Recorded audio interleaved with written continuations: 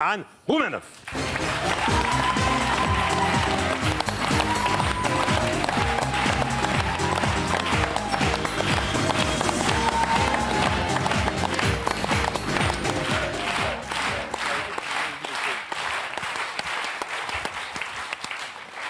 Alors, d'après un sondage, 60% des Français trouvent que le bilan d'Emmanuel Macron est négatif et 30% préfèrent ne pas en parler. Non mais le pauvre, il n'a pas de chance depuis cet été. En juillet, il y a l'histoire Benalla. On a tellement parlé de Benalla en juillet, je crois que c'était la nouvelle danse de l'été. Non mais ça a fait toute une histoire parce que son garde du corps, il s'est déguisé en policier.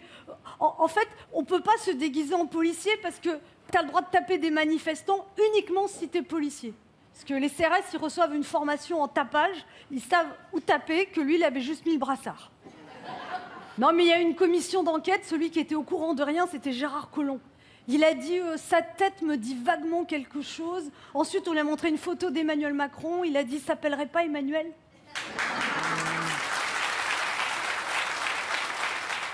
Et puis, le président, il part en vacances, il revient, et là, bang, Ushuaïa qui démissionne.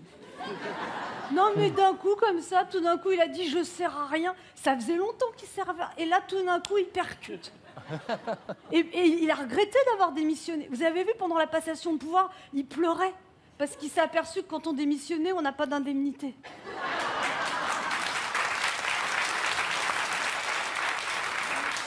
Non, mais ce qui est bien, c'est que Hulot est très populaire, beaucoup plus populaire depuis qu'il a démissionné. Il a réussi son coup. Macron est enfin vert. En fait, Nicolas Hulot, c'est une personnalité populaire. François de Rugy, c'est une personnalité bipolaire. Un jour, il critique Macron, le lendemain, il bosse avec lui. En fait, François de Rugy, il a une qualité que même le papier toilette n'a pas, il est réversible. Et ça, c'est écolo.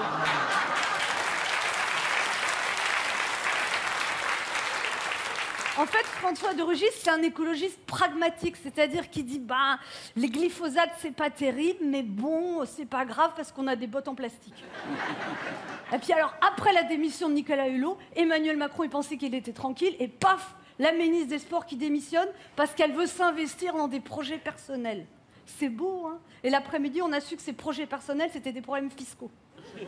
Non mais remarque, il n'y a rien de plus personnel comme projet que d'essayer d'échapper au fisc. Hein.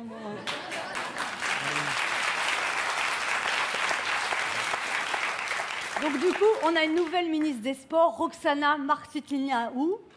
C'est une championne de natation, et ça, je trouve ça bien. Hein, une ministre qui flotte pour un gouvernement qui coule, c'est...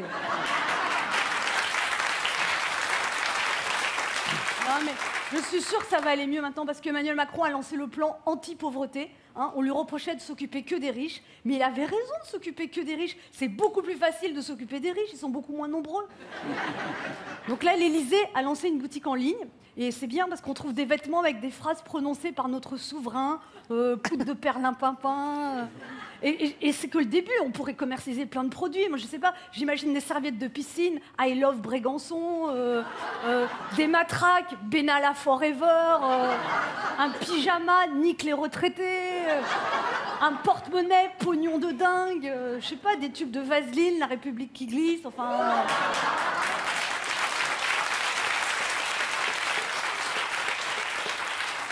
Sinon, un horticulteur sans emploi expliquait au président qu'il ne trouvait pas de travail, et le président a répondu une phrase formidable, il a dit « Il faut traverser la rue pour trouver du travail ». En fait, du coup, ils vont changer le nom du parti, ça va plus s'appeler En Marche, ça va s'appeler Traverse.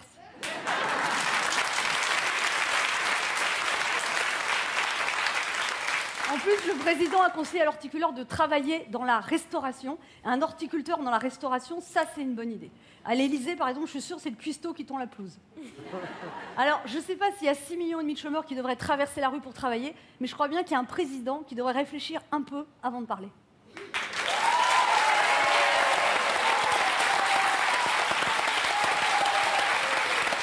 Anne Roumanoff. Anne Roumanoff. Merci.